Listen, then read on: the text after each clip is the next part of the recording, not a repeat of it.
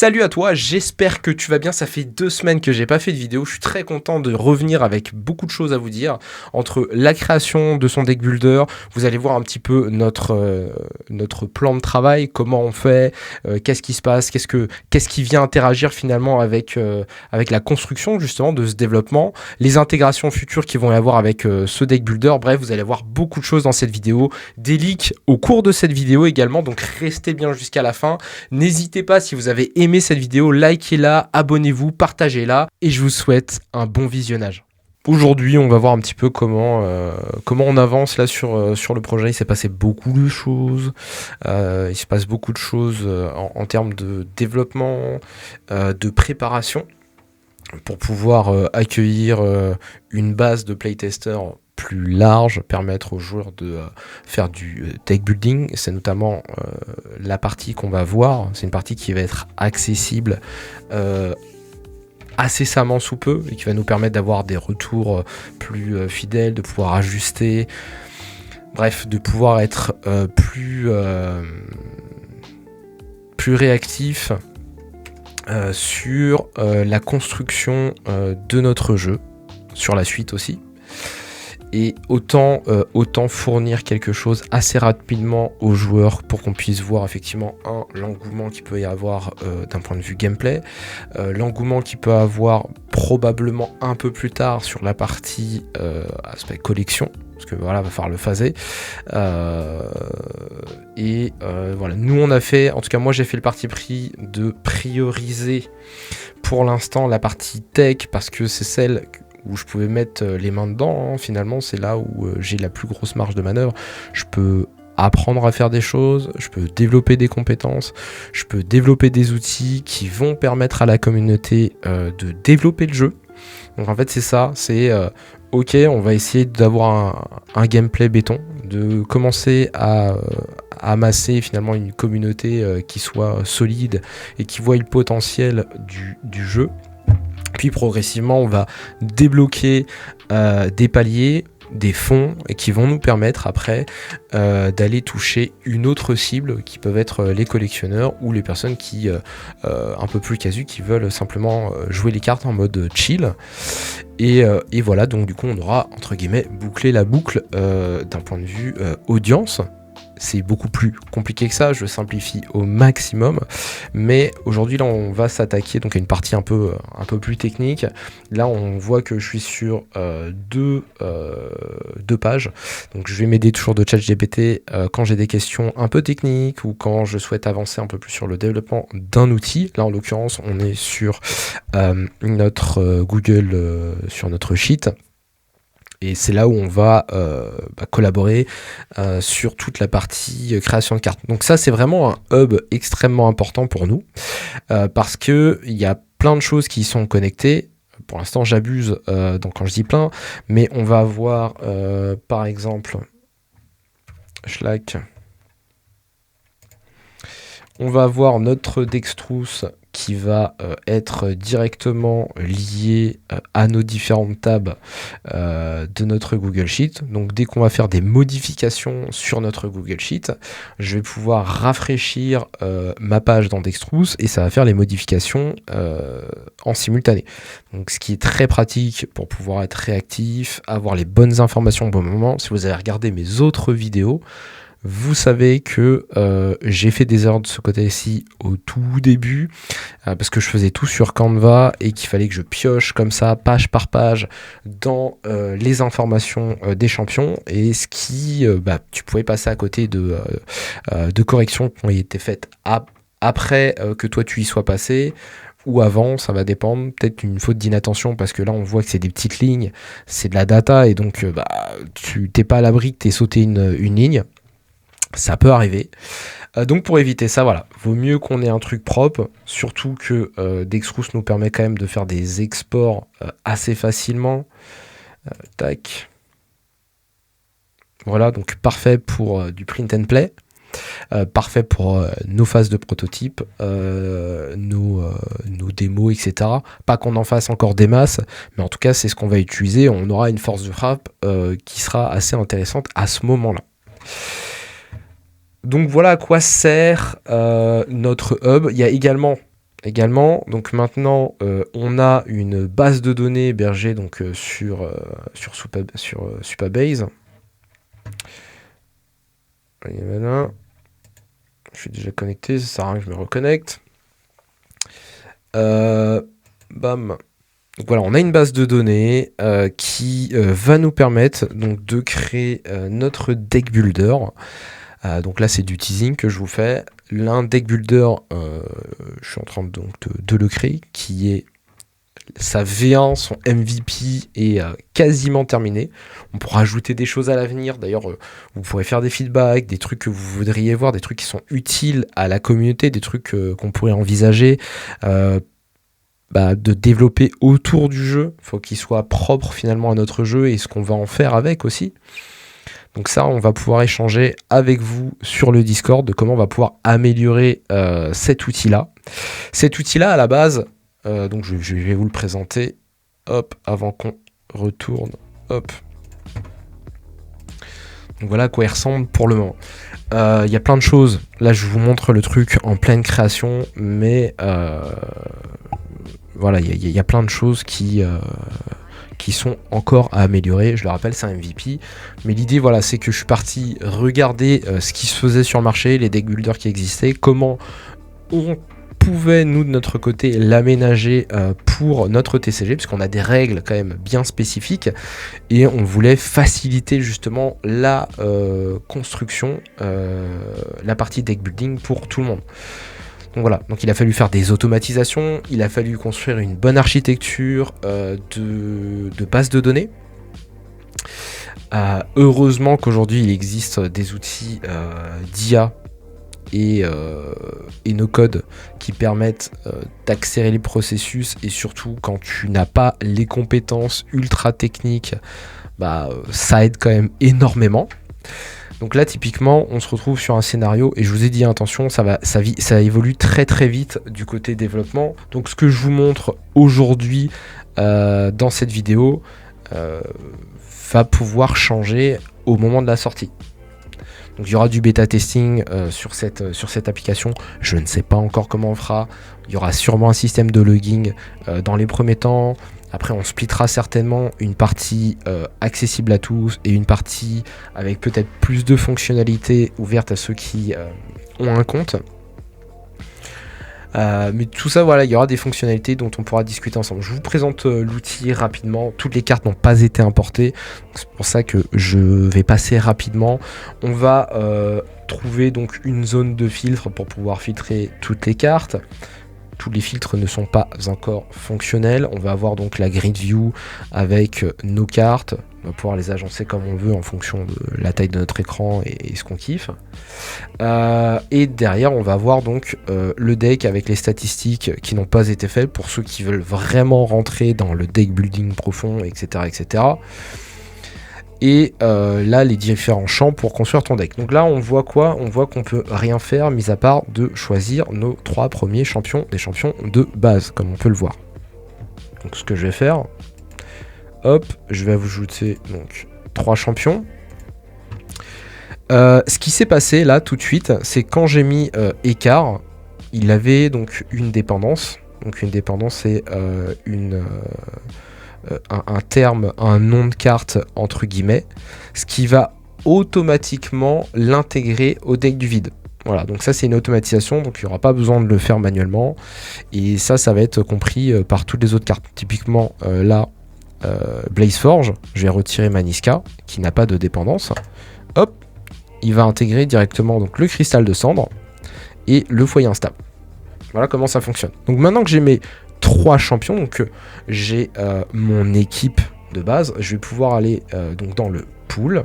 On voit que mon pool est conditionné par le choix de mes champions. Effectivement, j'ai un champion eau, un champion eau, un champion feu. Ça veut dire que je vais avoir accès aux ascensions de mon champion dans son type et au pool de cartes qui correspond. Donc là, typiquement, je peux jouer des cartes donc du pool feu. Il faut que ça soit tri-feu, c'est-à-dire que ça demande un seul personnage feu. Tri-eau, ça demande un seul personnage eau. Ou alors, là je les ai pas encore importés, un pool bi-haut. Donc ça veut dire 2 éléments de type haut sur la carte.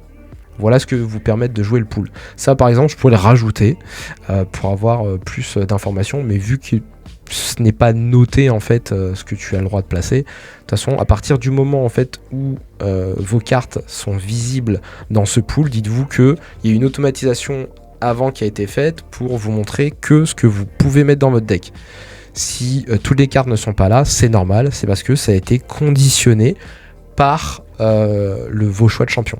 Après, je pense que je ferai effectivement un menu à part pour faire la carte list. C'est pas très pertinent pour le moment étant donné qu'on a plein de cartes en sample. Donc voilà, on a que beaucoup d'échantillons mis à part les champions, et encore que là c'est pas les officiels, c'est moi qui ai fait de l'arrangement sur les ascensions parce que on avait pour la plupart que les versions de base. Donc là on voit aussi effectivement notre pool de couleurs. Il n'y a pas grand intérêt de toute manière à changer parce que ça a été conditionné par le choix des champions, donc vous ne pourrez rien voir. Si jamais vous voulez aller en arrière, hop, dès que vous supprimez un champion, ça va vous forcer à rechoisir un pour pouvoir continuer à choisir vos cartes dans le pool. Donc là, hop, c'est bon, j'ai mes 3 champions et je peux retourner ici. Admettons, là, je vais changer. Hop, parce que je veux quand même voir, parce que je suis obligé de faire un clear pour pouvoir voir les autres champions, parce qu'il avait gardé en mémoire. Donc ça, c'est un truc que je pourrais corriger pour éviter les problèmes. Je vais prendre par exemple Xernis. Et là, ça va m'offrir donc une autre vue. Donc là, j'ai un autre pool pour le moment. Voilà comment cela fonctionne. Et derrière, donc, on vient à pourquoi en fait le deck builder est utile. Donc déjà, effectivement, ça va être pour s'intéresser au jeu, voir comment la construction, le deck building fonctionne. Ensuite, ça va être pour pouvoir les exporter et pouvoir y jouer. Donc le but, c'est derrière, une fois qu'on a ça, on va pouvoir l'importer sur Tabletop Simulator pour pouvoir faire des games. Et c'est là que tout va prendre son sens. Là, ce que j'aimerais bien, c'est d'avoir, tu vois, une communauté active qui fasse des feedbacks, où on ait un ladder, un peu comme sur, par exemple, Piltover Archive, un ladder des top decks, peut-être des tutos sur le deck, comment ça fonctionne, comment ça joue, etc. En fait, je veux que ça vive, et je veux qu'il y ait vraiment un entrain là-dessus. Donc, je veux donner les outils primaires à la communauté, des outils qui vont pouvoir être utiles, en tout cas à notre jeu, aux streamers, aux personnes qui souhaitent en apprendre plus, aux personnes qui débutent, tu vois, avec un onglet les decks les plus populaires, les decks les plus tendances, decks agressifs, en entrée, etc., etc. Bref, je pense que tu as compris où je voulais en venir. Mais voilà, je veux vraiment que ça vive, et je pense que c'est un bon moyen d'y arriver, c'est d'avoir ces outils assez tôt pour, voilà, t'immerger dans le truc et de se dire ok, ça commence à être déjà un truc complet. On voit en fait qu'ils ont la volonté de créer quelque chose, de créer potentiellement une scène compétitive, tu vois. Ça ne veut pas dire qu'on ne veut pas s'intéresser aux collectionneurs, bien au contraire, je pense que ça va être une grosse partie. Moi, la chance que j'ai, c'est qu'effectivement sur le côté développement, je suis assez geek, donc du coup j'aime beaucoup ça, j'aime beaucoup m'intéresser à l'aspect technique du truc, mais très rapidement on va aussi, je pense, constituer des équipes et vraiment scinder les tâches, c'est-à-dire que ça, c'est des choses qui vont être développées en permanence, peut-être par une personne, qui va faire les ajustements, les améliorations, etc. etc. Et d'un autre côté, il va y avoir une équipe plutôt créative, et j'imagine que d'autres équipes vont se constituer au fur et à mesure, de nos besoins. Voilà. Donc voilà où on en est. Ether, je n'en ai pas encore, j'en ai pas encore mis, parce que voilà, j'ai pas encore mis toutes les cartes. Parce que ce qui semble simple en entrée ne l'est pas dans les faits, c'est-à-dire en back. Là, c'est vraiment du front. Ce qui est le plus compliqué, ça va être ce qui va se passer en arrière-plan. Parce qu'en fait, si vous voulez, en base de données, on va pouvoir faire plusieurs choses. On va pouvoir faire des intégrations à la mano, ce qui est extrêmement chronophage. Et donc là, typiquement, je veux créer une nouvelle carte. Je vais pouvoir remplir donc champ par champ ici et faire un publish. ok, c'est très bien. Maintenant, ce qu'on veut, c'est être efficace, pouvoir faire des améliorations, des corrections rapidement. Et donc pour ça, ce qu'on va avoir besoin, c'est de la même manière que notre connexion Dextrous, on arrive justement à travailler beaucoup plus efficacement. Et bien là, ce que j'ai fait, donc, c'est que j'ai créé une nouvelle page dans notre fichier commun, donc notre fichier Ethereum.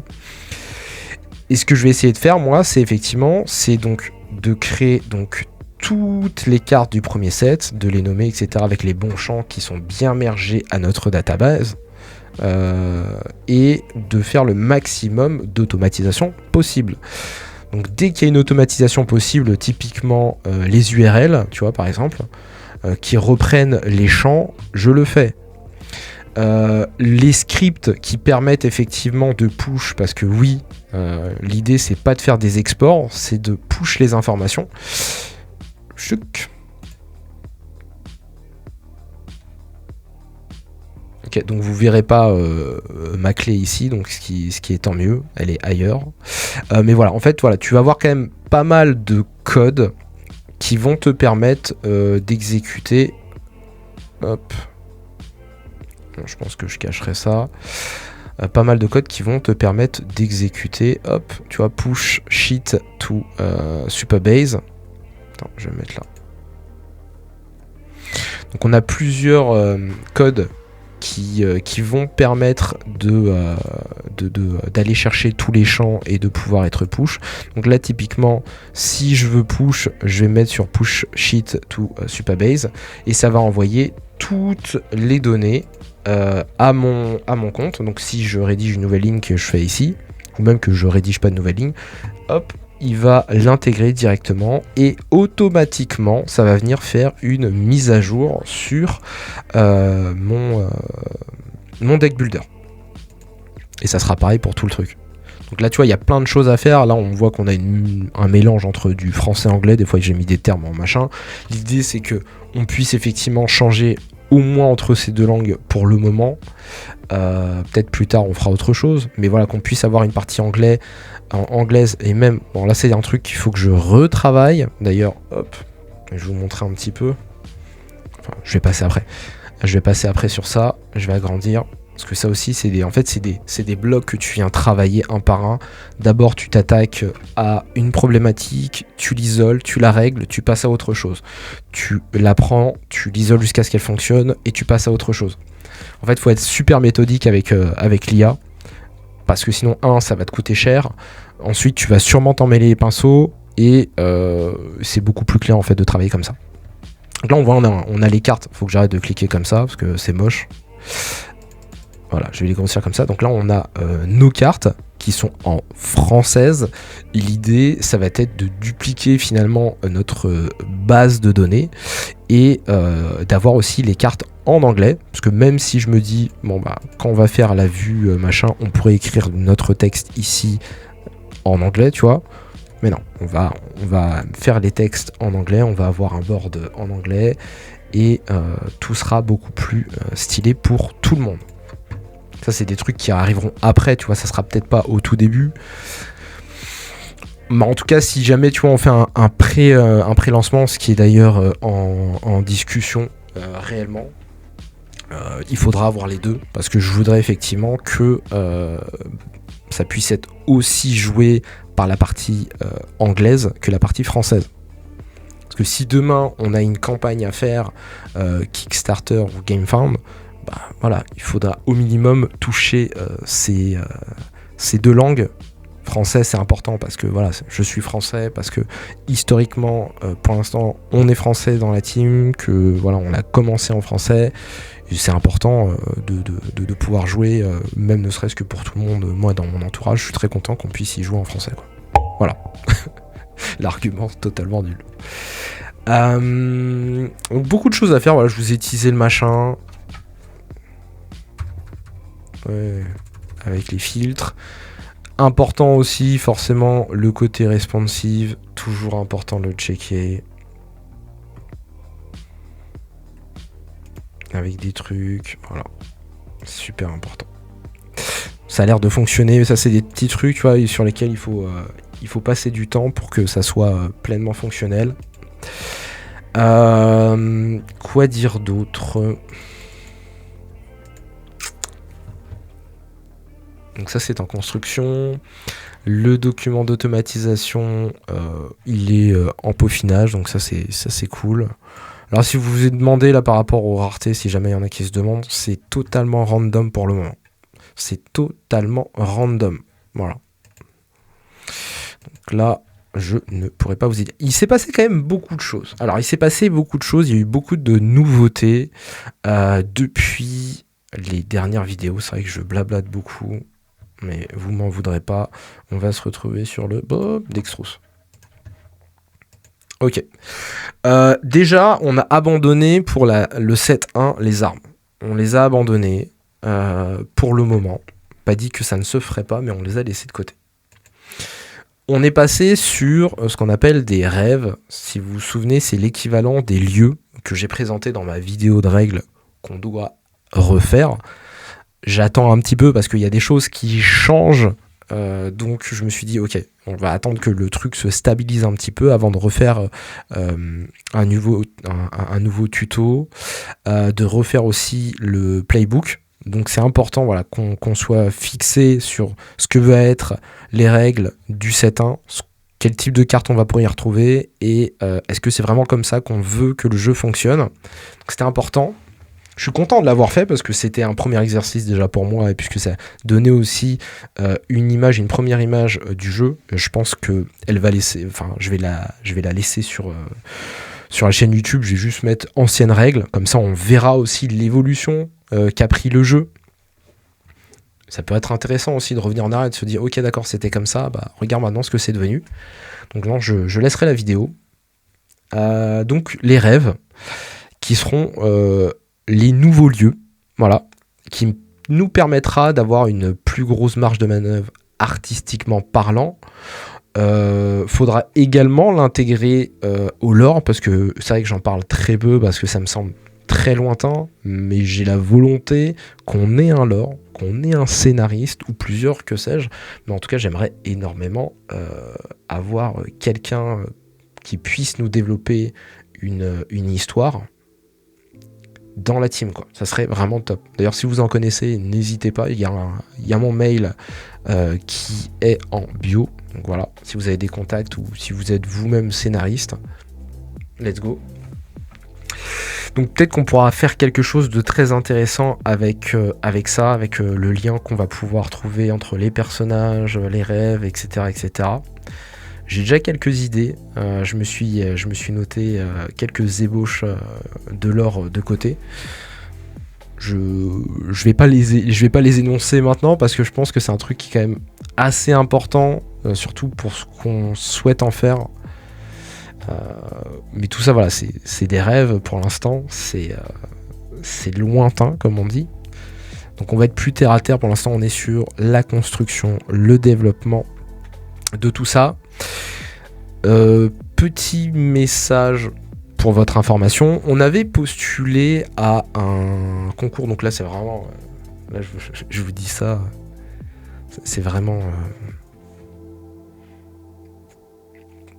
hors de la discussion. On avait postulé pour participer à un concours proto à Val des Jeux. Voilà, donc on a été mis de côté, on n'a pas été pris à l'époque, donc j'avais envoyé la chaîne YouTube, j'avais envoyé une autre rulebook de l'époque.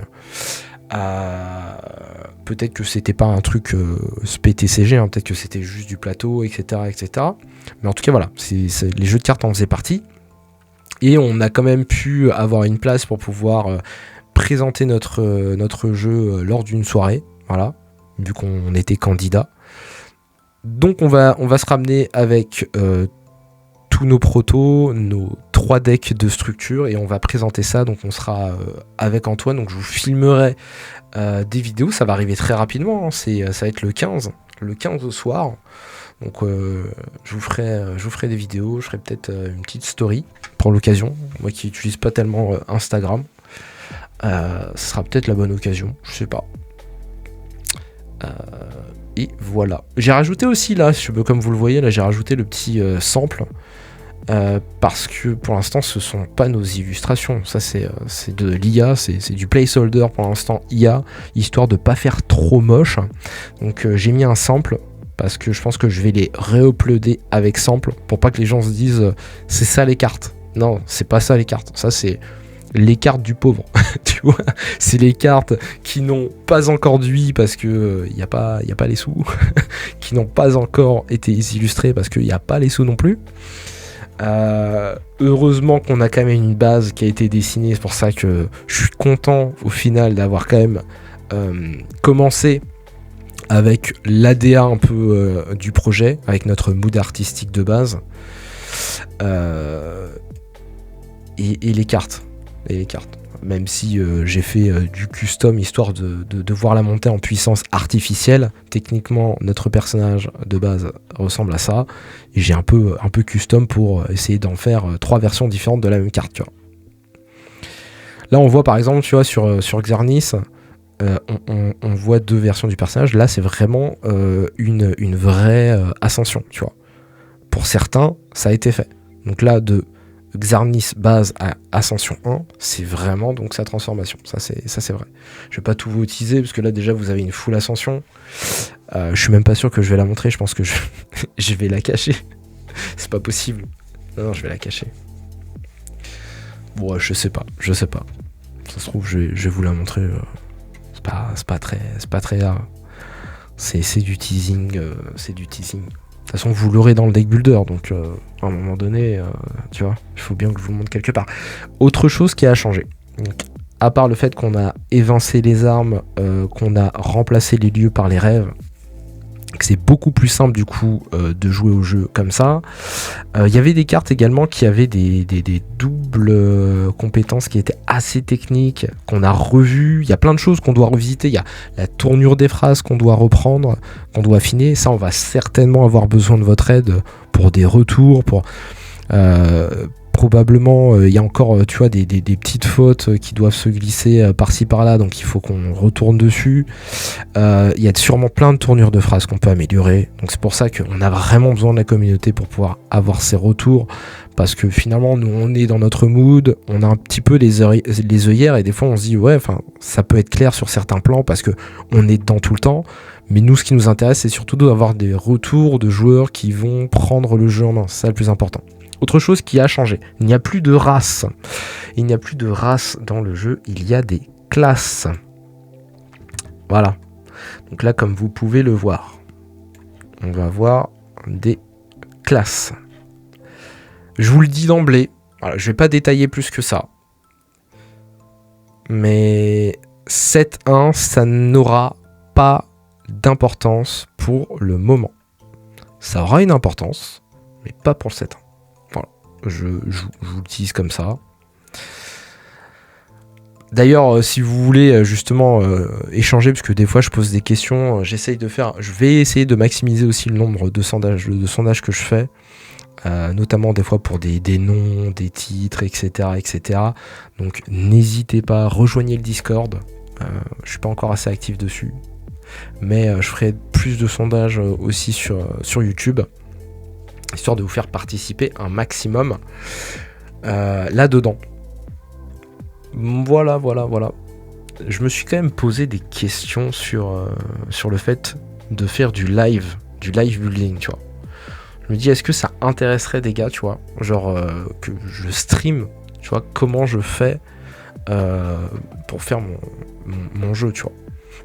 Il y a des trucs avec lesquels, tu vois, je suis un peu pas à l'aise, tu vois, parce que ça touche aux bases de données. En plus, j'ai pas 2 écrans, donc du coup, tu vois, je peux pas le décaler, faire attention, genre à pas montrer mes clés des fois. Donc, mais est-ce que déjà de base, est-ce que ça serait intéressant pour certaines personnes de la communauté de pouvoir échanger pendant que justement je fais cette partie de création finalement d'un TCG, tu vois. Là, j'ai en train de build le jeu, on est en train de mettre le deck builder en place, ensuite je vais devoir build la version Tabletop Simulator. Donc, il va falloir que j'apprenne, tu vois, parce qu'on avait fait une version, si tu avais suivi, on avait fait une version Tabletopia où j'avais fini mais il n'y avait pas du tout de fonction de search dans le deck. Tu ne pouvais pas aller chercher une carte spécifique dans le deck. Et nous, on a besoin pour la fonctionner de chercher les ascensions. Tu vois, tu peux payer un Ether pour pouvoir échanger une ascension en main contre une ascension du même champion de ton choix. Dites-moi si ça vous intéresse de regarder en fait la construction. Voilà. Si vous êtes chaud pour ça, peut-être que j'essaierai, tu vois, je sais pas, sur Twitch ou YouTube. Je sais pas ce qui est le mieux. Je sais pas ce qui est le mieux. Tu vois, là, j'ai en train de blablater comme si j'étais en stream finalement. Donc c'est pour ça que je me dis l'écart est minime. Je crois que mes vidéos YouTube, en fait, c'est un stream. Peut-être que ça pourrait être intéressant finalement. Je vais en parler. Je vais ajouter donc sur le Linktree. Hop. Dans ce Linktree là, vous avez donc plusieurs onglets.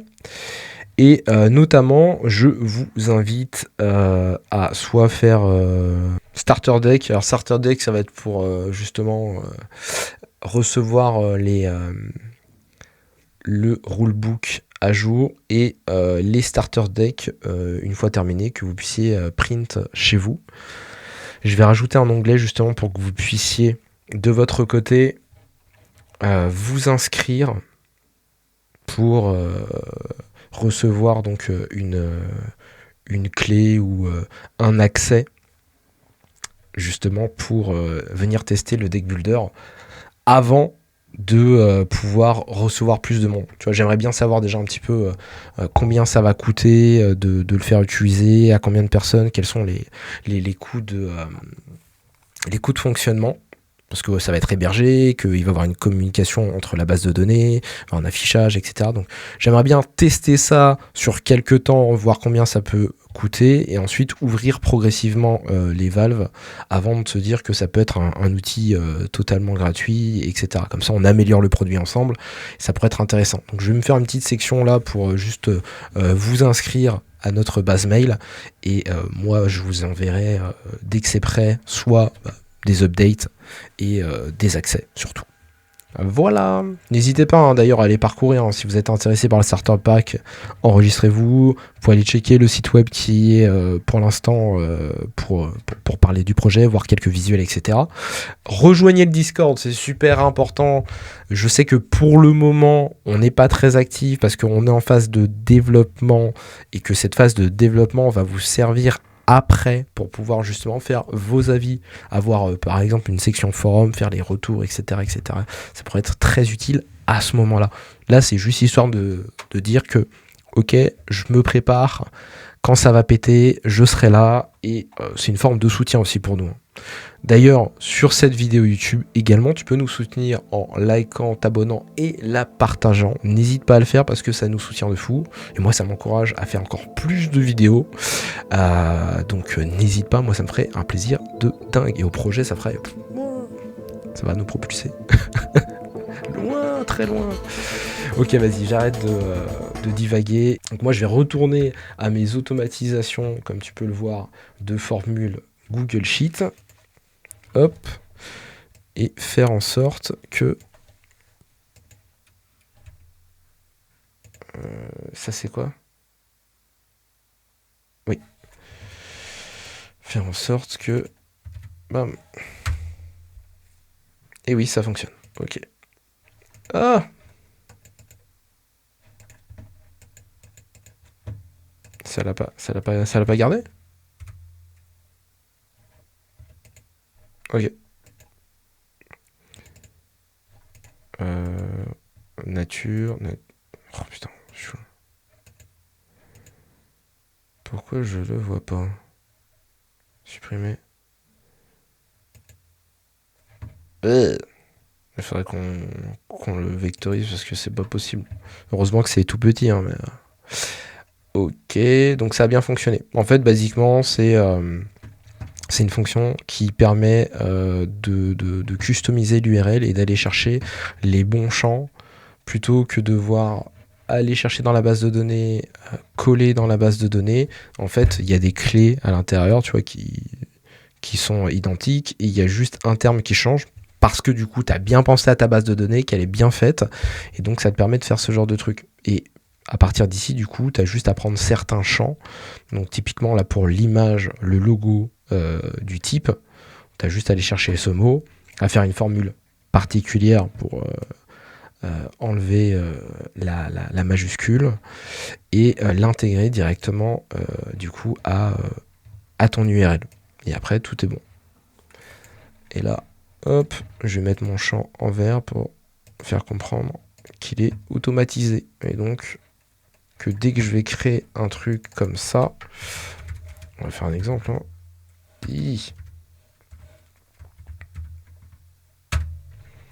Et là, je vais faire, je sais pas... non.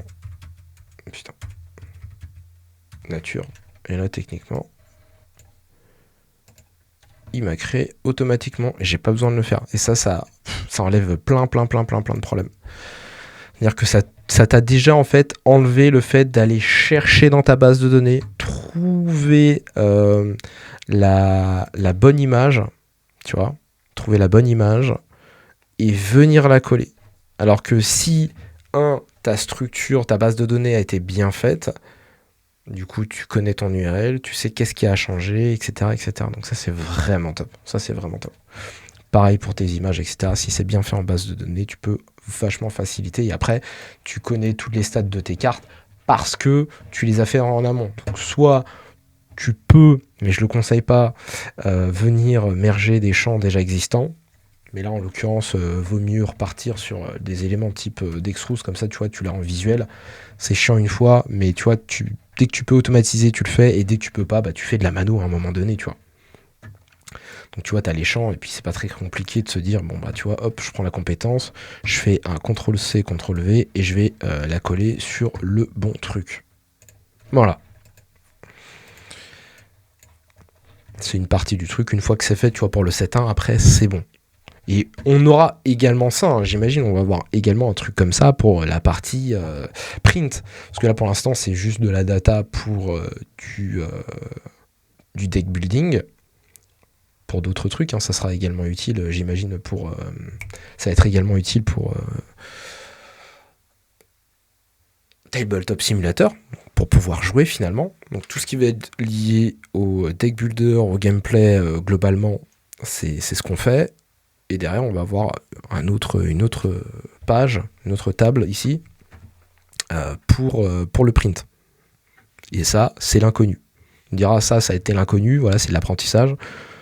Tu apprends à faire ta base de données, ok c'est bon. Maintenant comment on fait la connexion pour travailler plus efficacement, ok c'est bon. Compétences acquises, maintenant j'avance. Bon allez vas-y, il faut vraiment que je coupe la vidéo parce que sinon ça va continuer et je me crois dans un stream, donc laisse tomber. Bon écoutez, sur ce, je vous dis à la prochaine, cette fois-ci c'est promis, je coupe. Allez, ciao.